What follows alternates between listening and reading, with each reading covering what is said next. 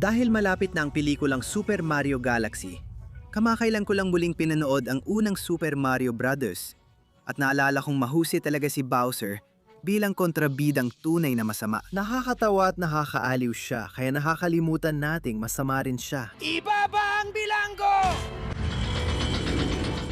Talagang nagustuhan ko yon.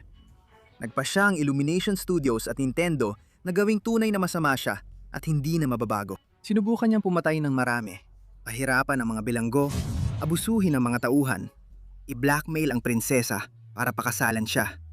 At agad na sinubukang pasabugin ang kaharian nang masaktan ang ego niya dahil sa sobrang pagiging makasarili at kawalan ng pakikiramay. Sana manatili siyang ganon sa Super Mario Galaxy. Patuloy ko pa rin nilalabanan ang aking mga demonyo. Ang interesante ay matagal ding nilayuan ng mga animated na pelikula ang ganitong kontrabida. Matagal nang mas gusto ng mga studio ang mga kontrabidang nakakaawa, may twist o kwento na hindi umiikot sa kontrabida ang tunggalian. Nang mapanood ko ulit si Bowser, naalala ko kung gaano kahalaga ang mga kontrabidang di talaga nagbabago. Pinag-uusapan natin ang mga kontrabidang hindi nagbabago.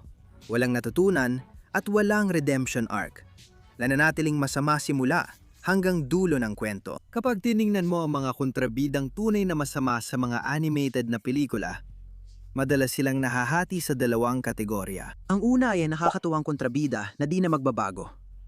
Sila ay nakakaaliw, madrama, at kadalasang umaagaw na eksena kapag lumalabas. Sa kabila ng kasamaan nila, gusto pa rin sila ng mga manonood. Ang pangalan ko ay Hades, Panginoon ng mga patay. Hi, kumusta ka? Madalas kasi nakakatawa sila o may dating. Halimbawa si Bowser. Si Hades mula sa Hercules ay klasikong halimbawa. At modernong halimbawa naman si Jack Horner sa Puss in Boots, The Last Wish. Epektibo sila dahil nakakaalib silang panoorin habang nagdudulot ng kaguluhan. Ngayon, habang gumagana ang mga nakakaaliw na lubos na masamang kontrabida dahil sila ay nakakaaliw, may isa pang uri na mas malalim ang epekto. Ito ang tinatawag kong tematikong lubos na masamang kontrabida. Malakas pa rin ang kanilang personalidad, pero hindi lang para aliwin ang manonood. Kumakatawan sila sa mas malalim na ideya tulad ng kahinaan ng tao, mapanganib na paniniwala, o moral na pagkukulang. Kapag dinala sa sukdulan, naipapakita nila ang madilim na bahagi ng tao, madalas sa seryosong paraan. Halimbawa nito si Judge Frollo sa angkuban ng Notre Dame. Si Frollo ay hindi kaakit-akit o nakakatawa. Sa katunayan, nakakailang siyang panoorin at yun mismo ang dahilan kung bakit siya epektibo. Choose me or the fire. Si Frollo ay simbolo ng relihiyosong pagkukunwari at katiwalian. Naniniwala siyang matuwid siya at malinis ang moralidad, kaya't dinadahilan niya ang bawat malupit na gawain. Nakakabahala ang ganitong kasamaan dahil totoo ito. Si Scar sa The Lion King ay kumakatawan sa selos at mapanyarang paghahangad ng kapangyarihan. Si Lord Shen sa Kung Fu Panda 2 ay sumisimbolo ng obsesyon sa kontrol ng kapalaran at ayaw kalimutan ng nakaraan. Hindi siya kasing aliw ni na Bowser o Hades. Sinasadya nilang ipakita ang madidilim na ugali ng tao at mahalaga dito ang tono. Tingnan mo si Bowser. Namunguha siya ng bihag. Inapahirapan ng bilanggo. Sinusubukang patayin ng tao at burahin ang Mushroom Kingdom. Pero ginagawang biro ito ng pelikula minsan. Kayong lahat ay ritual na ihahandog bilang sakripisyo. At gumagana ito dahil nakakatawa siya. Si Frollo ay mamamatay tao at genocidal din. Pero hindi ito nakakatawa. Madilim, nakakabahala, at parang totoo. Maganang tono ng Super Mario Brothers, kaya nakakatawa si Bowser. Samantalang seryoso ang pagtrato ng The Hunchback of Notre Dame sa parehong kasamaan. Walang mas magaling sa dalawa, pero ang pagkakaiba ng tono ay malaki ang epekto sa kung paano natin nararanasan ang kontrabida. At sa matagal na panahon, ang dalawang uri ng kontrabidang walang pag-asang magbago ay naging karaniwang formula lang sa animated na pagkukwento. Habang lumilipas ang panahon, nagbago ito at napalitan ng kontrabidang di nagbabago. Sa tingin ko, karamihan ay isasang-ayon na nagsimula ito sa Pixar. Pagdating ng Pixar noong dekada 90, iba ang estilo nila sa pagkukwento. Di sila nakatuon sa tradisyonal na kontrabida, kundi sa emosyonal na tunggalian ng mga karakter. Sa Toy Story, si Sid ay technical na kontrabida. Pero hindi siya isang tusong utak tulad ni na Jafar o Scar. Isa lang siyang mapanirang bata na may sayada naglalaro ng laruan. Ang tunay na tunggalian ay kina Woody at Buzz. Selos, kawalan ng tiwala sa sarili, at pagkakakilanlan. Ngayon, may ilang mga eksepsyon sa mga pelikula ng Pixar. Pero karamihan sa kanilang mga pelikula ay hindi talaga umiikot sa isang kontrabida. Ang Finding Nemo ay tungkol sa ama na natutong magpalaya, Inside Out sa emosyonal na paglago, at Turning Red sa namamanang sugat ng bawat henerasyon. Imbes na purong kasamaan, ang mga kontrabida ay sumisimbolo sa sugat sa damdamin. Kaya naging napaka-impluensya ang ganitong pagkukwento. Habang gumalakas ang Pixar sa animasyon, ginaya na rin ng ibang studio ang kanilang paraan. Ang mga kontrabida ay naging hindi nauunawa ang karibal o mga sawimpalad o mga hadlang na kailangan lang maintindihan ng bida. Ang ilang mga pelikula, sa katunayan, marami sa mga pelikula kamakailan ay piniling huwag maglagay ng kontrabida. Kung titingnan ang koleksyon ng Pixar, mukhang hindi na sila interesado gumawa ng masasamang kontrabida. Marami nagsasabi na si Mother Gothel sa Tangled ang huling mahusay na kontrabida sa Disney animation. Tunay na masama at hindi na mababago. Dinukot ni Mother Gothel ang isang sanggol. Ikinunong siya sa isang tor ng 18 taon at ni minsan ay hindi siya tinuring bilang isang tao. Bilang naglalakad at kumakantang youth serum, malinaw siyang representasyon ng manipulasyon, gaslighting, at narcissistic na pang-aabuso. Lahat ng ginawa ko ay para protektahan ka. Walang malungkot na nakaraan o kahinaan, kundi kasamaan na itinulak sa lohikal at pangit na sukdulan. At iyan ang dahilan kung bakit siya epektibo. Hindi siya halimaw na hindi mo makikilala. Kinakatawan niya ang mga taong talagang umiiral sa totoong mundo. Ayon sa pelikula, may mga taong hindi magbabago para sa'yo. Kaya ang paraan lang para makalaya ka ay putulin ang lubid nila. Iyan ang halaga ng mga kontrabidang tunay na masama o di maliligtas. Itinuturo nila sa manonood na delikadong paniwalang lahat ay pwedeng magbago o lahat ng masama ay hindi lang naiintindihan. Nakakatuwa kung pipiliin ko ang pinakamahusay na kontrabidang tunay na masama sa theatrical animation, masasabi kong galing siya sa Pixar. Ang studio na kilala sa paglayo sa purong kasamaan, si Lotso Bear. Isa siyang purong kontrabida, pero may kwento siya na nakakaawa na isinulat para magamit laban sa manonood. Sa dulo ng Toy Story 3, nahulog sila sa conveyor belt ng tambakan at muntik ng masunog. Sa puntong ito, ganap ng diktador si Lotso. Kahit ganon, sinika pa rin ni Woody siyang iligtas sa trash compactor. Sinabi ni Woody sa kanya na magkakasama sila dito at parang ito na ang sandali sa kwento ni Lotso na iyakapin niya ang pagkakaibigan, tutulungan si Woody at ang mga laruan makatakas sa pugon at mamuhay ng masaya kasama sila. Salamat, Sheriff! Magkakasama tayo dito! Pero sa halip, nang mabigyan siya ng pagkakataon na suklian ang kabutihan at pindutin ang boton para iligtas si Woody at ang iba pang laruan, pinili niyang hindi gawin ito. Pindutin mo na! Nasaan ang bata mo ngayon, Sheriff? Ang punto dito, wala namang makukuha si Lotso kahit hindi niya pindutin ang boton. Wala siyang mapapala anuman ang gawin niya. Parang yung meme ng trolley problem. Ito ang version ni Lotso. Sadista at malupit talaga siya kaya hindi niya ginawa. Para sa katuwaan, iniwan niya sa mga bata ang isang mahalagang aral. Hindi lahat ng tao ay mapagkakatiwalaan. May mga pinipiling hindi itama ang sarili. Kahit binigyan ng pagkakataon, dala ng kalupitan at kasamaan.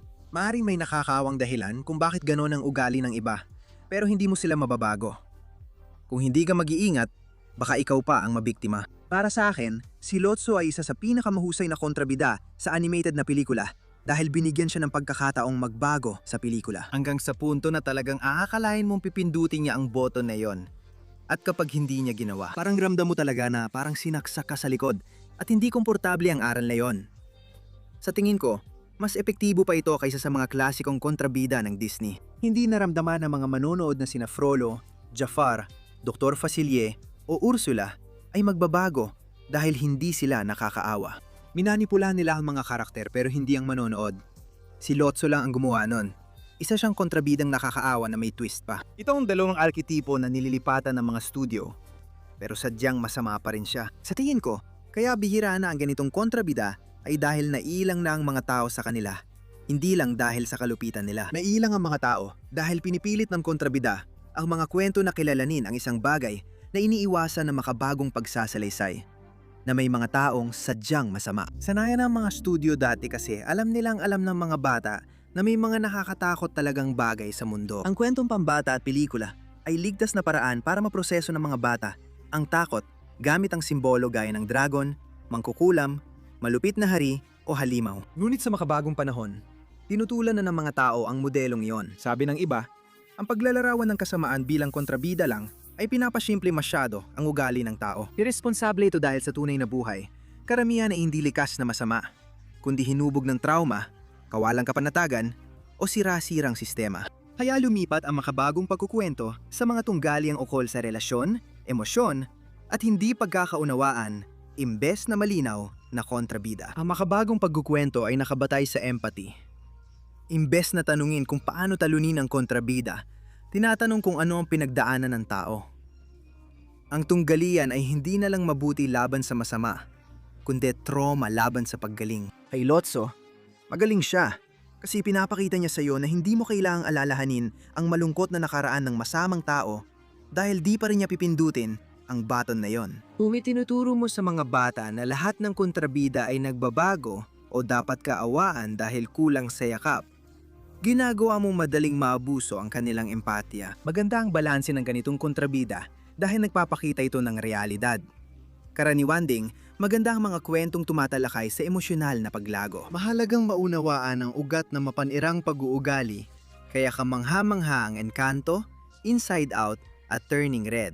Pero kung ipapayuwatig na bihira ang totoong masasama at kasamaan sa mundo, kaya maling gumawa ng kontrabidang di na matutubos, na lahat ay pwedeng magbago, kaya huwag husgahan ng sobra. Diyan ako hindi sumasangayon. Hindi naman mahina ang isip ng mga bata para di kayanin ang ideya na may halimaw sa totoong mundo. Ang animated na pelikula ay pinakamahusay na paraan para maagang maituro ito sa mga bata sa kontrolado at angkop na paraan. Pero sa magandang banda, mukhang bumabalik na ulit ang mga kontrabidang talagang masama at walang pag-asang magbago.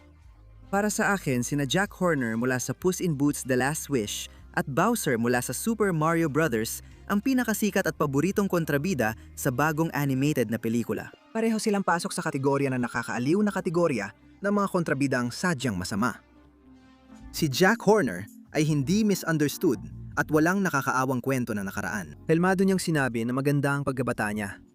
Mapagmahal ang magulang, may matagumpay na negosyo at mansyon. Lahat ay nakuha niya, pero ganito pa rin siya lumaki. Hindi naging malupit si Jack dahil sa mundo, kundi dahil sa ugali niya talaga. Hindi mo naman babarilin ng tuta, Jack. Oh, sa mukha pa. Bakit? Sa buong pelikula, tinatrato niya ang mga mahiwagang artipakto. Mga bagay na dapat ay sagrado sa mga kwentong pambata, na parang laruan lang na itinatapon, at pinapatay pa niya ang sarili niyang mga tauhan. At ang sandaling talagang naglalarawan kay Jack Horner bilang wala ng pag-asang magbago, ay nang literal na binigyan siya ng konsensya ng pelikula, ang ethical bug. Isang karakter na layuning bigyan si Jack ng pagkakataon magnilay, magbago ng isip, magbago at lumago. At kahit siya ay parang Isa kang kakila-kilabot na halimaw na wala ng pag-asa. wala na siyang pag-asang magbago, kahit immune pa siya sa cute na mukha ni Perito. Pinagdatawanan ng pelikula ang sinasadyang hindi pagbabago ni Jack. Sa alamat na Excalibur, ang espada ay mahuhugot lang mula sa bato ng karapat-dapat. Kaya ginamit ito ni Jack na nakakabit pa ang bato. Ang Phoenix ay simbolo ng muling pagsilang at pag-asa matapos ang pagkawasak. Kaya ginamit ito ni Jack bilang flamethrower. Ipinapakita lang na komportable si Jack na maging wala ng pag-asang magbago na POS. Anong tumagal sa'yo, tanga? At yan ang dahilan kung bakit siya nakakaaliw na kontrabida. Katulad ni Bowser, itong bersyon ni Bowser ay hindi yung paminsan-minsan ay nakakaawang bersyon ng Bowser na minsan mong nakikita sa mga laro. Sobrang sira ang ulo ng bersyon sa pelikula. Sinimulan niya ang plano dahil gusto niyang pakasalan si Peach, kahit alam niyang galit ito sa kanya. Ganito ang solusyon niya. Tatahutin ko siyang wasakin lahat ng mahalaga sa kanya hanggang pumayag siya. Sinunog niya ng buhay ang sariling sundalo dahil lang nagtanong kung paano kung ayaw ni Peach. Pinahirapan niya si Toad sa harap niya para pilitin siyang sumagot ayon sa gusto niya at balak pa niyang ihulog ang daan-daang bilanggo sa lava bilang regalo sa kasal. Nakakatawa si Bowser. Mahilig magdrama at insecure. Kaya niya umupo sa grand piano sa kastilyo at magsulat ng emosyonal na love song. Siya ang pinaka-nakakaaliw at kaibig-ibig, pero walang kwenta. Nakakaaliw siya at gusto ng mga manonood, pero hindi pinapakita ng pelikula na siya ay hindi lang naiintindihan. Dahil dito, magiging interesante ang susunod na pelikula dahil ipakikilala ng Super Mario Galaxy si Bowser Jr. Sa mga laro, si Bowser Jr. lang ang minsan nagpapakita ng pagiging tao ni Bowser. Nagmamalasakit siya sa anak niya kaya minsan, napipilitan siyang makipagtulungan kay Mario. Kaya tanong ko, gagawin bang mas mabait ang karakter niya sa sequel? Para sa akin, sana hindi. Kasi epektibo si Bowser at hindi nagbabago. Matapos ang maraming pelikulang nagpapaliwanag ng kontrabida, nakakatuwang makakita ng kontrabidang baliw lang at natutuwa sa pagtapo ng tao sa lava pits. Mabuhay ang hari! I-comment kung tingin mo, kailangan pa ng mas maraming totoong masamang kontrabida o hindi ka sangayon.